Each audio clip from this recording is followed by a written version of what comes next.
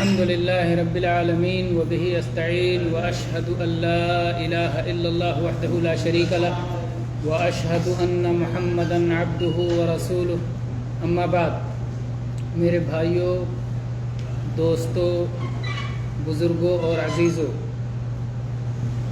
کھانے کے آداب سے متعلق اللہ کے فضل و کرم سے کئی ہفتے سے گفتگو ہو رہی ہے، اور جس طرح سے آداب پر جب بات کی جاتی ہے تو صرف آداب ہی نہیں رہتے، اس میں عقیدے کے بھی مسائل آتے ہیں، فقہ کے مسائل بھی آتے ہیں، سارے مسائل آتے ہیں۔ ظاہر ہے کہ اس میں حلال و حرام کا جب مسئلہ آتا ہے تو وہ ایمان کا مسئلہ ہوتا ہے کہ آدمی جانتا ہے کہ میرا رب ہے جس نے مجھ پر کچھ چیزیں حلال کیا ہے، کچھ چیزیں حرام کیا ہے، تو یہ ایمان تک مسئلہ جا پہنچتا ہے۔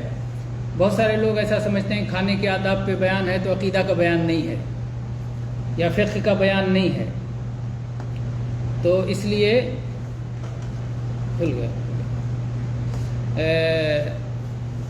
اس لیے سمجھتے ہیں کہ اس مضمون کی اہمیت نہیں ہے، حالانکہ ایسا مسئلہ نہیں ہے۔ عقیدہ ہر جگہ اس کا بیان آتا ہے، ہر طور سے آتا ہے، ضروری نہیں ہے کہ عقیدہ کے لیے عقیدہ ہی کا عنوان ہو، تو اس لیے عقیدہ پہ بات کرتے ہوئے کسی بھی عنوان سے عقیدے کا ذکر آئے گا، کیونکہ سارے اعمال کا دار و مدار کس پر ہے؟ نیت پر ہے۔ نیت ہمارے علم اور ایمان سے متعلق ہے، دل سے متعلق ہے، تو جس طرح آدمی کا ایمان ہوتا ہے اسی کے حساب سے اس کی نیت ہوتی ہے۔ تو اس لیے جیسا کہ ہم نے پچھلے ہفتے میں اس پر بات ہوئی تھی کھانے کے آداب میں سے کہ چمچے اور کانٹے سے کھانا زیادہ بہتر ہے یا ہاتھ سے کھانا زیادہ بہتر ہے، تو ہم نے بتایا تھا کس سے کھانا بہتر ہے؟ چمچے سے کھانا بہتر ہے نا؟ کچھ لوگ کہہ رہے ہیں چمچے سے کھانا بہتر ہے، یعنی یاد نہیں رہ گیا، بہت جلدی انسان بھولتا ہے۔ چمچے سے کھانا بہتر ہے جو لوگ کہتے ہیں، وہ کہتے ہیں کہ چمچے سے کھانا اس لیے بہتر ہے کیونکہ اسے چھوٹا چھوٹا لقمہ اٹھے گا، بہت بڑا تو نہیں اٹھا سکتے چمچے سے۔ تو ان لوگوں کا کہنا ہے چمچے سے کھانا اچھا ہے کیونکہ کھانے کے وقت چھوٹا لقمہ کھانا مقصد ہے اور یہ مقصد چمچے سے حاصل ہو جاتا ہے۔ جو لوگ کہتے ہیں کہ انگلی سے کھانا افضل ہے، وہ کہتے ہیں کہ آپ کی بات ٹھیک ہے، ایک جانب سے ایک ہی حساب سے آپ نے سوچا، ایک طرف سے آپ نے سوچا کہ چھوٹا لقمہ بنے گا، لیکن آپ نے انگلی سے کھانے کے اور فائدے آپ نے بھلا دیے۔ وہ آپ ذکرت شیئا وغابت عنک اشیاء، ایک چیز تو آپ کو یاد رہی لیکن بہت ساری چیزیں آپ بھول گئے۔ ہاتھ سے کھانا نبی صلی اللہ علیہ وسلم کی بھی سنت ہے کہ آپ ہاتھ سے کھایا کرتے تھے، تو اس طرح سے جب ہم ہاتھ سے کھائیں گے تو نبی صلی اللہ علیہ وسلم کی سنت ادا کریں گے۔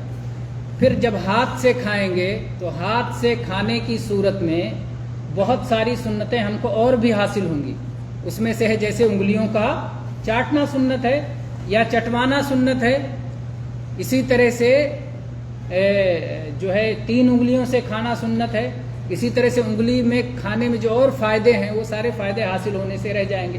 چمچ سے کھائیں گے تو چمچ دھو لیں گے، ہاتھ دھونے کی ضرورت نہیں ہوگی، جس کا حکم آیا ہے کہ کھانے کے بعد ہاتھ دھو، تو بہت ساری چیزیں چھوٹ جائیں گی چمچ سے کھانے کی وجہ سے۔ اس لیے کوئی یہ نہ سمجھے کہ چمچ سے کھانا افضل ہے، بلکہ افضل کیا ہے؟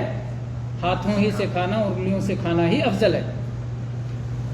اس کے بعد میں کھانے کے مسائل میں سے ایک مسئلہ یہ ہے کہ آپ کھانے کے برتن میں سانس نہ لیں، کھاتے یا پیتے ہوئے اگر سانس لینے کی ضرورت ہو تو برتن ہٹا دیں، برتن سے باہر سانس لیں۔ ایک آدمی نے پانی پینا شروع کیا، اب وہ کہتا ہے کہ ایک ہی گھونٹ میں میری پیاس نہیں بجھتی، میں کئی گھونٹ پیتا ہوں تب جا کے میری پیاس بجھتی ہے، تو پیتے اور منہ لگایا ہے اسی میں گھونٹ لے رہا ہے، سانس ڈائریکٹ اس میں بار بار برتن میں اس کی سانس جا رہی ہے، تو یہ صحیح نہیں ہے۔ صحیح کیا ہے کہ پانی پیا ایک گھونٹ، اس کے بعد برتن الگ کر کے سانس لے لیا اطمینان سے، پھر برتن سے پھر لگا کے پیے، تو برتن کو ہٹا دے تاکہ برتن میں اس کی سانس نہ جائے۔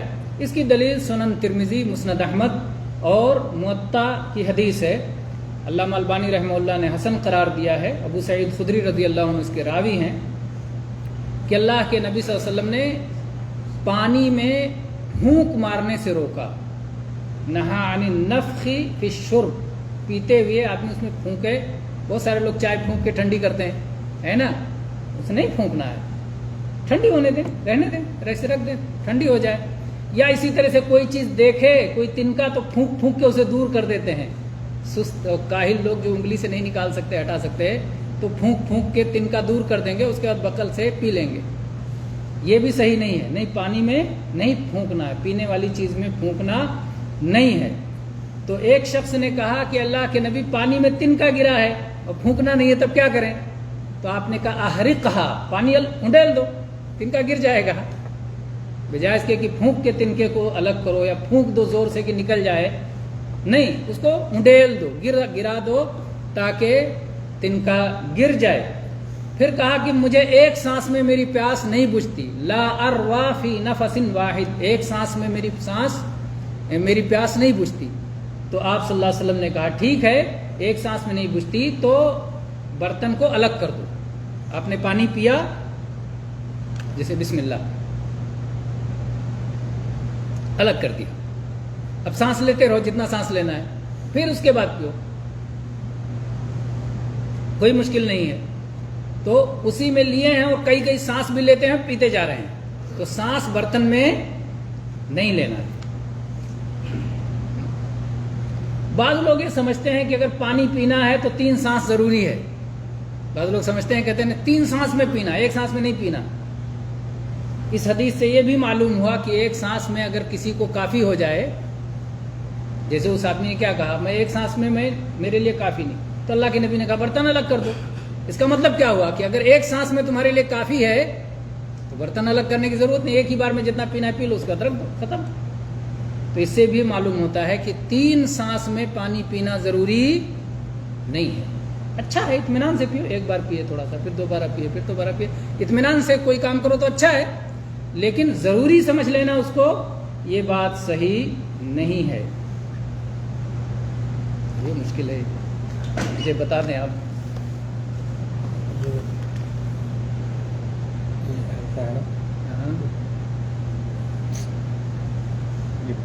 بس سمجھ میں آ گیا, سیکنڈ والے کر لیجیے. ٹھیک. تو یہ ہو گیا آج کا پہلا مسئلہ. پہلا مسئلہ انشاءاللہ کلیئر ہے نا, برتن میں سانس نہیں لینا. دوسرا مسئلہ, اگر کوئی چیز گر جائے نیچے, کھا رہے ہیں, کھانا نیچے گر جائے, تو گرے ہوئے کھانے کو شیطان کے لیے نہ چھوڑیں, شیطان کے لیے اسے نہ چھوڑیں, بلکہ اس کو اٹھائیں, اور اگر اس میں کوئی چیز لگ گئی ہے جو شک و شبہ والی ہے, جو نقصان دہ ہے, جو آپ کو پسند نہیں ہے, تو اس کو الگ کر دیں, اس کو صاف کر دیں, اور اس کے بعد میں بقیہ کو استعمال میں لے لیں, لیکن شیطان کے لیے نہ رکھیں. کسی جانور کو کھلا دیں, مرغی کو کھلا دیں, بکری کو کھلا دیں, یا خود دھو کر کے اسے استعمال کھانے کے لائق ہے تو کھا لیں اس طرح سے.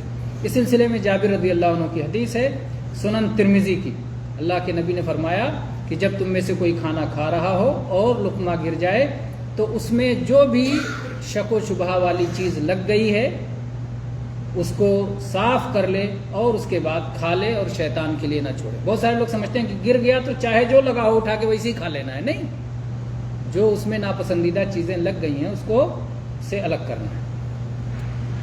اس کے بعد کھانے کے آداب میں سے ایک ادب یہ ہے کہ کھانے میں عیب نہ نکالیں, بلکہ اس کے برعکس کھانے کی تعریف کی جائے. یہ کھانے کے آداب میں سے ہے. اور ابو ہریرہ رضی اللہ عنہ بیان کرتے ہیں, ما عاب رسول اللہ صلی اللہ علیہ وسلم طعاما قط ان اشتہاہ اکلہ وان کرہہ ترکہ. متفق علیہ حدیث ہے کہ اگر اللہ کے نبی صلی اللہ علیہ وسلم کسی کھانے کو پسند کرتے تھے تو کھا لیتے تھے, ناپسند ہوتا تو نہیں کھاتے تھے, چھوڑ دیتے تھے. ناپسند ہوتا تھا لیکن اس کی برائی نہیں کرتے تھے, اس میں عیب نہیں نکالتے تھے. کیونکہ ہو سکتا ہے ایک چیز آپ کو ناپسند ہو اور دوسرے کو پسند ہو, آپ کو اچھا نہیں لگ رہا, دوسرے کو اچھا لگ رہا ہے, تو آپ اس کی برائی کر کے سارے لوگوں کو غیر مطمئن کیوں کریں؟ آپ نہ کھائیں, آپ کو نہیں پسند ہے مت کھائیں. کھانے میں اگر مکھی گر جائے تو کیا کریں؟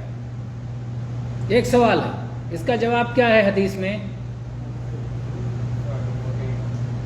ہاں, شوربہ ہے, شربت ہے, دودھ ہے نا, پینے والی چیز ہے یا کھانے والی چیز ہے, جس میں بھی گر جائے.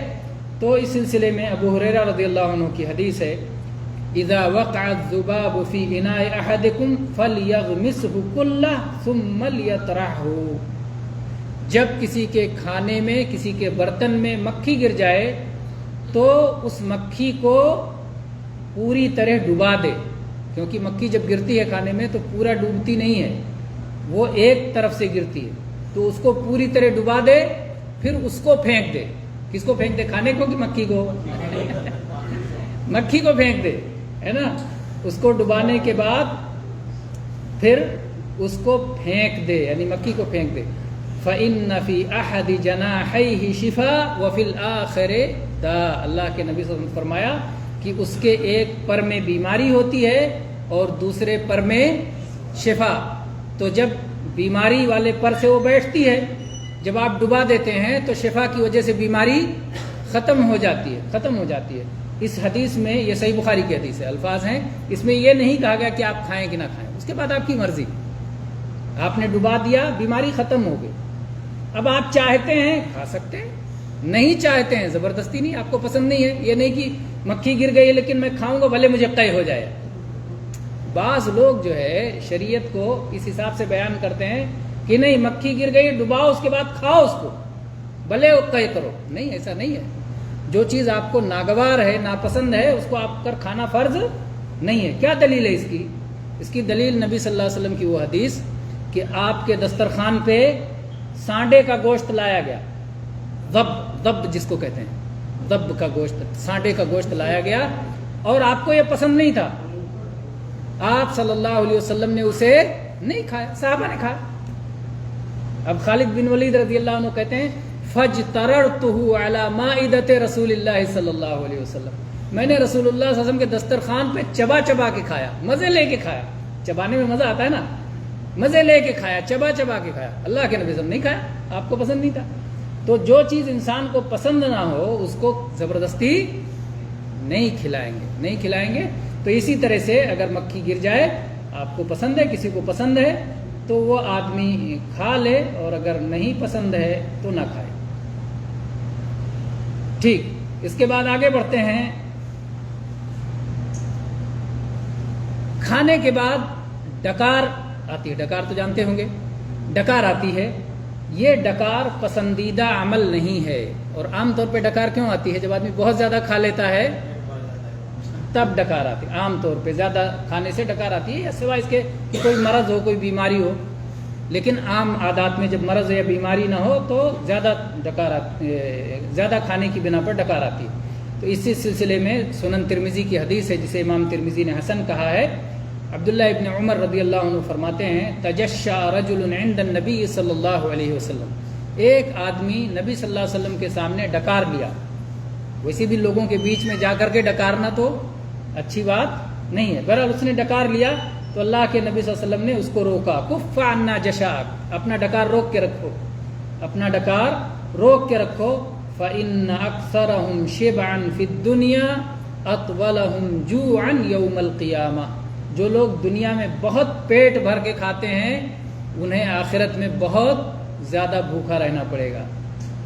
عام طور پہ آخرت میں دنیا کے الٹا ہوگا نا، جو لوگ دنیا میں شراب نہیں پیتے اللہ تعالیٰ آخرت میں انہیں شراب پلائے گا، جو لوگ دنیا میں تکلیف اٹھاتے ہیں اللہ کی خاطر اللہ تعالیٰ آخرت میں انہیں آرام دے گا۔ تو اسی طرح سے جو دنیا میں پیٹ بھر کے کھاتے ہیں آخرت میں انہیں کیا رہنا ہوگا؟ بھوکا رہنا ہوگا۔ تو اس لیے آخرت میں پیٹ بھر کے کھانے کے لیے آدمی یہیں سے پہلے پیٹ میں کھانا کم کر دے۔ لیکن کیا کبھی بھی پیٹ بھر کے نہیں کھا سکتے؟ نہیں، ایسا نہیں ہے، کبھی کبھار پیٹ بھر کے کھا سکتے ہیں، فل کبھی کبھار کھا سکتے ہیں، ہمیشہ کی عادت نہیں ہونا چاہیے کہ اتنا کھا لو کہ کھٹی ڈکار آئے، ہے نا، لیکن کبھی کبھار پیٹ بھر کے بھی کھا سکتے ہیں۔ بہت زیادہ کھانا نہ ہی عام لوگوں کے یہاں تعریف کی چیز ہے اور نہ ہی شریعت میں تعریف کی چیز ہے۔ کہتے ہیں فلاں آدمی بڑا بسیار خور ہے، یہ بہت کھانے والا ہے نا، تو یہ ایک طرح سے عیب کے طور پر بیان کیا جاتا ہے، بہت اچھی چیز نہیں ہے، کیونکہ جب آدمی بہت زیادہ کھاتا ہے تو قسم قسم کی بیماریوں کا شکار ہو جاتا ہے، کاہل ہو جاتا ہے، توند نکل آتی، پیٹ بڑھ جاتا ہے، اور بھی مصیبتیں اس کے سر ہو جاتی ہیں۔ لیکن کم کھانا بھی بہت اچھی عادت نہیں ہے، اگر بہت کم اگر کھاتا ہے آدمی تو بدن کو پوری قوت حاصل نہیں ہوگی، کمزور ہو جائے گا، طاقت کے لیے جتنی غذا کی ضرورت ہے اتنا غذا انسان کو لینا چاہیے. چنانچہ اللہ تعالیٰ نے قرآن پاک میں فرمایا وَكُلُوا وَاشْرَبُوا وَلَا تُسْرِفُوا، کھاؤ اور پیو اور حد سے تجاوز نہ کرو. یعنی ہر ایک کی ایک لمٹ ہونا چاہیے، ایک حد ہونا چاہیے. ایک حساب سے آدمی کھائے، ایک حساب سے آدمی پیے جو اس کو طاقت کے لیے جتنی ضرورت ہے. بہت زیادہ نہ کھائے، بہت زیادہ نہ پیے، اور ایسے ہی کھانا پینا بہت زیادہ کم نہ کر دے جس کی بنا پر نقصان ہو جائے.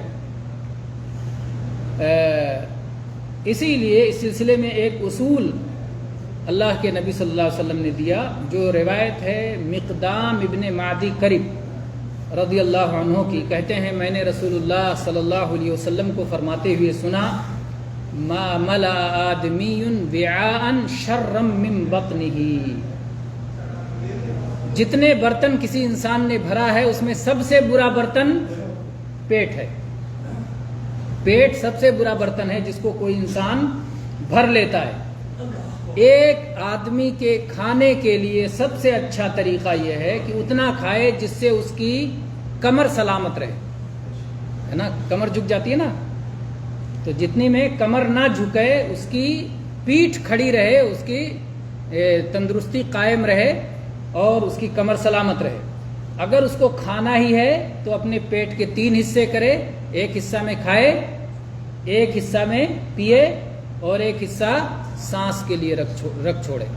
تو ایک حصے میں کھانا، ایک حصے میں پینا اور ایک حصے میں سانس کے لیے. یہ نبی صلی اللہ علیہ وسلم نے بتایا. سنن ترمذی کی حدیث ہے اور امام ترمذی نے اسے حسن صحیح قرار دیا ہے. اور جیسا کہ میں نے بتایا کہ کبھی کبھار خوب پیٹ بھر کے کھا سکتے ہیں، اتنا کہ سانس لینے کی جگہ نہ رہے. کبھی کبھار کی بات ہے، کھا سکتے ہیں، یہ منع نہیں ہے. کیا دلیل ہے اس کی؟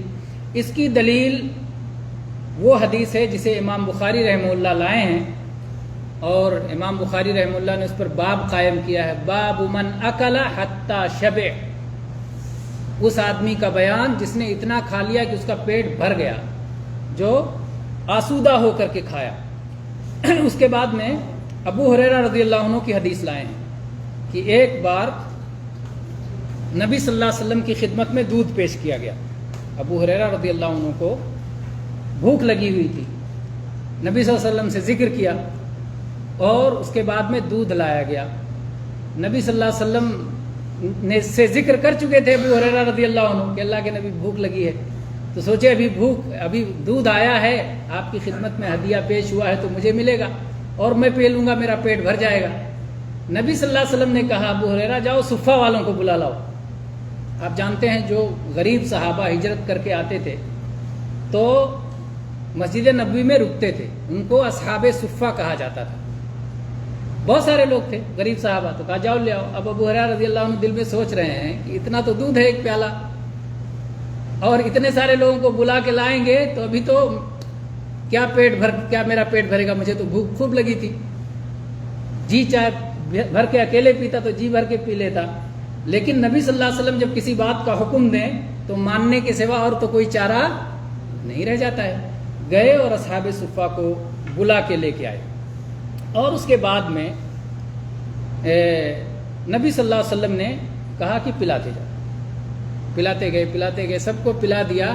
پھر جب سب لوگ پی چکے تو اللہ کے نبی نے ابو ہریرہ رضی اللہ عنہ کو دیا کہ آپ پیو.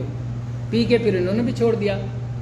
اللہ کے نبی نے کہا اور پیو، پھر پیے. اس کے بعد اللہ کے نبی نے کہا اور پیو، پھر پی لیے. اس کے بعد اللہ کے نبی نے کہا اور پیو. کہا واللہ لا اجد لہ مسلکا، اللہ کی قسم اب جگہ ہی نہیں باقی. اللہ کے نبی تو کیا سوچ رہے تھے؟ شیطان کا وسوسہ تھا نا کہ ابھی تم کیا پیو گے. تو اس وسوسے کا علاج کر دیا گیا کہ نبی صلی اللہ علیہ وسلم کا حکم ہے، اس کی اطاعت و فرما برداری میں ہر طرح کی بھلائی ہے. آج بھی کوئی سنت کا علم ہمیں ہو جائے، نبی صلی اللہ علیہ وسلم کی کسی صحیح حدیث کا ہمیں علم ہو جائے، اور شیطان کی طرف سے وسوسہ آئے کہ سنت یا حدیث پہ عمل کرو گے تو تمہارا نقصان ہوگا، شیطان کی مخالفت کر کے اس سنت اور حدیث پہ ہم عمل کریں گے تو ہمارا فائدہ ہوگا. یہ جو ہے اللہ تعالیٰ کی طرف سے انشاءاللہ یہ مقرر ہے. سوائے اس کے کہ سنت کو سمجھنے میں اور عمل کرنے میں آپ سے غلطی ہو رہی ہو سکتا ہے جس کو آپ سنت سمجھ رہے ہیں سنت نہ ہو سکتا ہے عمل کرنے میں آپ نے کچھ غلطی کی ہو.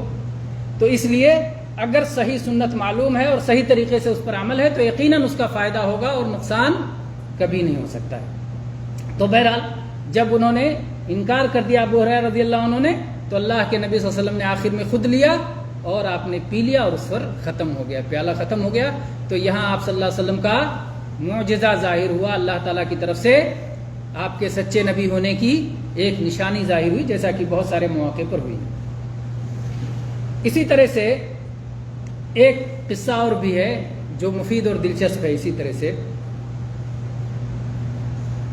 مقداد رضی اللہ عنہ کہتے ہیں کہ میں اور میرے دو ساتھی ہم دونوں چلے اور بھوک کی وجہ سے اور محنت کی وجہ سے ہماری آنکھوں اور کانوں پر اس کا پورا اثر ہوا تھا، جیسے نظر نہ آ رہا ہو، جیسے کچھ سنائی نہ دے رہا ہو، یہ حالت ہو گئی تھی۔ تو صحابہ کرام سے جس سے بھی ملتے تو کہتے کہ بھائی ہمارا کچھ کھانے پینے کا انتظام کرو، بڑی پریشانی، نہ دکھائی دے رہا ہے نہ کچھ سجائی دے رہا ہے، سمجھ میں نہیں آ رہا ہے، یہ حالت ہو گئی ہے۔ کہہ رہے ہیں کوئی بھی ہماری مدد کے لیے تیار نہیں تھا، سب کے حالات ایسے ہی تقریباً تھے۔ کہتے ہیں پھر نبی صلی اللہ علیہ وسلم کے پاس آئے، نبی کریم صلی اللہ علیہ وسلم ہم کو اپنے گھر لے گئے، اپنے گھر لے کر کے گئے اور وہاں پر 3 بکریاں تھیں اور آپ نے کہا کہ ٹھیک ہے یہ 3 بکریوں کا دودھ دوہو اور اسے پیو۔ ہم میں سے ہر آدمی پھر ایک ایک بکری لے لیا اور اسی کو کھلاتا پلاتا اور اس کا دودھ پیتا۔ یہ ہماری غذا کا انتظام ہو گیا، گویا ہمارے کھانے پینے کا یہ انتظام ہو گیا۔ اس کے بعد میں یہ ہوتا تھا کہ ہم جب پی لیتے تھے دودھ تو بچا ہوا دودھ نبی صلی اللہ علیہ وسلم کے لیے رکھ دیتے تھے کہ آپ گئے مدینہ میں، لوگوں سے ملاقاتیں کی، اس کے بعد لوٹ کے آئے تو وہ دودھ پی لیتے تھے، پھر آپ صلی اللہ علیہ وسلم بھی آرام فرماتے تھے رات کو۔ تو یہی طریقہ تھا۔ ایک دن ایسا ہوا کہ نبی صلی اللہ علیہ وسلم مدینہ میں تشریف لے گئے اپنے صحابہ سے ملاقات کرنے، ان کے حالات دریافت کرنے، وہ ساری چیزوں کے لیے۔ اور رات میں جب آپ آتے تھے آپ کا طریقہ یہ ہوتا تھا کہ سلام کرتے تھے، ایسی آواز میں سلام کرتے تھے کہ جو سو گیا ہے وہ جاگ نہ جائے اور جو جاگ رہا ہے وہ سن لے، کسی کو تکلیف نہ ہو، سلام کی سنت ادا ہو جائے، جو جاگ رہا ہے وہ سن لے اور جواب دے دے۔ یہ آپ کا طریقہ ہوتا تھا۔ پھر اس کے بعد آپ مسجد میں داخل ہوتے تھے، مسجد میں داخل ہو کے 2 رکعتیں پڑھتے تھے مسجد نبوی میں، اور اس کے بعد وہ رکھا ہوا آپ کو معلوم رہتا تھا، کیونکہ وہی روز کا طریقہ تھا کہ یہاں پر دودھ رکھا ہوا، آپ جاتے تھے اسے لے کر کے آپ نوش فرماتے تھے، پیتے تھے، اور اس کے بعد میں پھر جا کے آپ بھی آرام کرتے تھے۔ ایک دن ایسا ہوا، کہہ رہے ہیں کون صحابی روایت کریں اس حدیث کو؟ مقداد رضی اللہ عنہ۔ مقداد رضی اللہ عنہ کہہ رہے ہیں ایک دن ایسا ہوا کہ میرے پاس شیطان آیا۔ شیطان نے کیا کہا؟ اپنا حصہ تم نے پی لیا، تمہارا ابھی پیٹ تو پورا بھرا نہیں۔ نبی صلی اللہ علیہ وسلم کا کیا ہے، مدینہ میں گئے ہیں انصار کے یہاں اور دوسرے لوگوں کے یہاں تو ایسے آ جائیں گے بلا کھائے پیے، ظاہر بات ہے لوگ کچھ نہ کچھ کھلائیں گے پلائیں گے، تو آپ کا تو پیٹ بھرا رہے گا، آپ کو دودھ کی کیا ضرورت ہے، وہ تو اوپر سے پی لیتے ہیں، وہ تو ویسے ہی اوپر سے پی لیتے ہیں۔ تو کہتے ہیں شیطان نے مجھے اس طرح سمجھانا شروع کیا کہ نبی صلی اللہ علیہ وسلم کو اس تھوڑے سے دودھ کی کیا ضرورت ہے، اور اس کے بعد کہتے ہیں میں پی گیا۔ شیطان نے جو کچھ سمجھایا مجھے سمجھ میں آ گیا۔ بہت ایسا ہوتا ہے کہ شیطان کسی سے زبردستی کرتا ہے، سمجھاتا ہی ہے، اس کا یہی کام ہے کان میں پھونکے وسوسہ ڈالے۔ اس نے پھونکا کان میں، ان کو سمجھایا اور ان کو لگا ہاں بھائی نبی صلی اللہ علیہ وسلم کیا ضرورت ہوگی، صحابہ کے پاس گئے ہیں ان کے گھروں سے تو لوگ ضیافت کریں گے ہی، آپ کھا پی کے آئیں گے، تو یہ پی گئے، نبی صلی اللہ علیہ وسلم کا حصہ بھی پی گئے۔ اچھا شیطان ایسا ہے جب ایک کام کروا لیتا ہے تو اس کے بعد آپ کو مطمئن نہیں رہنے دیتا، خوش نہیں رہنے دیتا، پھر ڈرانا شروع کرتا ہے، پھر آپ کو مصیبت میں غم میں ڈالتا ہے۔ وہ دشمن ہے نا، دشمن چاہے گا کہ آپ خوش رہو، کبھی بھی آپ کو خوش نہیں رہنے دے گا۔ چنانچہ پھر شیطان نے کیا کیا، قسم قسم کے وسوسے ڈالنا شروع کر دیا۔ کہا ٹھیک ہے تمہارا پیٹ تو بھر گیا، اب پیٹ سے تو نکال کے دوبارہ دودھ برتن میں ڈال نہیں سکتے، جو کرنا تھا کر گئے، اور کیا کر لیا تم نے، محمد صلی اللہ علیہ وسلم اللہ کے آخری نبی اتنے چہیتے، ان کا پینا جو ان کا حصہ تھا وہ پی گئے. تم سمجھتے نہیں ہو کہ ہوگا کیا اگر آپ آ گئے، اتفاق سے کچھ کھایا پیا نہیں، بھوکے پیٹ آئے اور آپ نے پینا چاہا اور آپ کا حصہ بھی نہیں اور بد دعا کے لیے ہاتھ اٹھا دیے، تب تو گئے تم، برباد ہو گئے، دنیا بھی برباد، آخرت بھی برباد. اب تو کہہ رہے ہیں مجھے نیند نہیں آ رہی، نیند ساری اڑ گئی، پریشان، کیا کروں، اب کیا کیا جا سکتا ہے. کہہ رہے میرے 2 ساتھی وہ تو اپنا اپنا حصہ پی کے سو گئے، وہ آرام سے سو رہے ہیں، ان کو دیکھ کے اور دکھ ہو رہا ہے کہ دیکھو کتنے مزے سے سو رہے ہیں، مجھے نیند نہیں آ رہی، ایک غلطی کی وجہ سے مجھے نیند نہیں آ رہی. کہہ رہے ہیں پھر نبی صلی اللہ علیہ وسلم تشریف لائے، جیسا کہ آپ آتے تھے، آپ کا طریقہ تھا، اور جیسا آپ سلام کرتے تھے کہ سونے والا جاگے نہیں اور جاگنے والا سن لے. اس کے بعد میں آپ اپنے طریقے کے مطابق مسجد میں داخل ہو کے آپ نے کیا کرتے تھے؟ مسجد میں داخل ہو کے 2 رکعتیں پڑھتے تھے. یہ آپ کا طریقہ، 2 رکعتیں آپ نے پڑھی. 2 رکعتیں پڑھنے کے بعد آپ نے آسمان کی طرف آنکھ اٹھایا. کہہ رہے میرا تو دل دھک دھک ہونے لگا کہ ابھی بد دعا کریں گے، ابھی میری دنیا تباہ، ابھی تو میں ہلاک ہو جاؤں گا. کہہ رہے ہیں اس کے بعد میں اللہ کے نبی صلی اللہ علیہ وسلم نے دعا کی، اللہم اطعم من اطعمنی واسق من سقانی.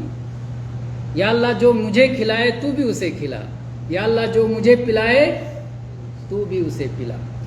کہہ رہے ہیں کہ بس یہ سننا تھا کہ میں اٹھا اور جو بھی چادر اوڑھ کے لیٹا تھا وہی چادر لپیٹے لپیٹے بھاگا جہاں بکریاں بندھی تھی، اور گیا اور جس بکری میں دیکھا کہ اس میں زیادہ دودھ نکلے گا، پورا پلیٹ بھر لوں گا برتن، اس کو دوہ کے اور بھر کے لے کر کے آیا اور لا کے رسول اللہ صلی اللہ علیہ وسلم کو میں نے پلا دیا. آپ نے اسے پیا، اور جیسے آپ نے پیا، پینے کے بعد اس میں جب کرے میں دور آتا تیزی سے تو جھاگ سے برتن بھر گیا، جھاگ بھی پورا ایک ایک کیفیت بیان کر رہے ہیں صحابی. اس کے بعد اللہ کے رسول صلی اللہ علیہ وسلم نے مجھ سے پوچھا کہ تم لوگ اپنا پی چکے، اپنا تم نے پی لیا؟ کہہ کہ اللہ کے نبی آپ پیجئے. تو آپ صلی اللہ علیہ وسلم نے پیا اور پینے کے بعد پھر مجھے دیا کہ لو تم بھی پی لو.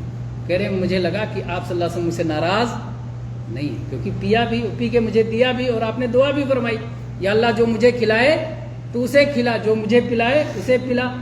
اور اس کے بعد میں مجھے اطمینان ہو گیا کہ اللہ کے نبی کی دعا لگ گئی، بد دعا کے بجائے الٹا مجھے دعا مل گئی کیونکہ میں نے لا کے پلایا آپ کو. کہہ رہے اس کے بعد میں نے زمین پہ لوٹ پوٹ کے ہنسنا جو شروع کیا ہے، شیطان نے جو اتنا ستایا تھا سارا ختم ہو گیا نا، سارا وسوسہ ایسا ہو جائے گا اور آج تباہ ہو جاؤ گے، یہ ہو جاؤ، الٹا ہو گیا اس کے. کہہ رہے میں زمین پہ لوٹ لوٹ کے خوب ہنسنے لگا. اللہ کے نبی صلی اللہ علیہ وسلم نے فرمایا کہ تمہاری بربادی ہو، آخر کیا مسئلہ ہے، یہ اتنا ہنس کیوں رہے ہو، کتنے خوش کیوں ہو رہے ہو، کون سی بات ہے، کوئی ایسی تو بات. اللہ کے نبی صلی اللہ علیہ وسلم غیب تو جانتے نہیں تھے، کسی کے دل کا حال تو جانتے نہیں تھے کہ آپ جان جائیں کہ کیوں یہ ہنس رہے ہیں. آپ نے کہا کیا بات ہے، کیوں تم اتنا ہنس رہے ہو، کیوں اس طرح سے تم. تو انہوں نے کہا کہ اللہ کے نبی صلی اللہ علیہ وسلم، یہ آج اللہ کی طرف سے میرے لیے رحمت لکھی ہوئی تھی اور میرے ساتھ ایسا ایسا ہوا. اور پھر انہوں نے پوری بات بتائی. کہہ رہے ہیں تو اللہ کے نبی صلی اللہ علیہ وسلم نے کہا کہ اگر تمہیں لگ رہا تھا کہ اس میں رحمت ہے تو اپنے دونوں ساتھیوں کو بھی جگا دو، وہ بھی پی لیں اس میں سے. تو کہہ رہے ہیں مجھے رحمت مل گئی، کسی کو ملے نہ ملے مجھے اس کی کوئی پرواہ نہیں ہے. انسان جو ہے بڑا خود غرض ہوتا ہے نا.